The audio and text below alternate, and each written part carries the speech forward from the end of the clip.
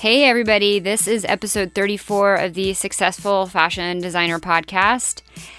As I record this, it is a few days before Christmas, and I am trying to get this out in advance. I do like to send something out every week, even if it's a holiday or there's not really a show, but just to say hello and remind you that I'm here.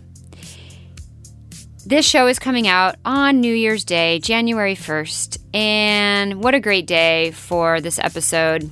As you are listening to this, I am in Ventura, California with my sister, my husband, and my nephew, and I am sure we are having an awesome time, indulging in perhaps a bit too much wine and doing some fun aerial and acro yoga.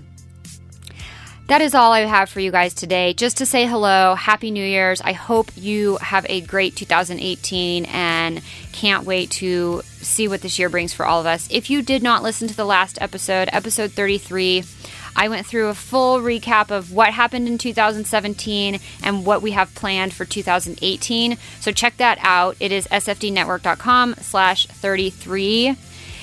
And I will be back with a full episode next week. Can't wait. I'll talk to you then. Bye-bye.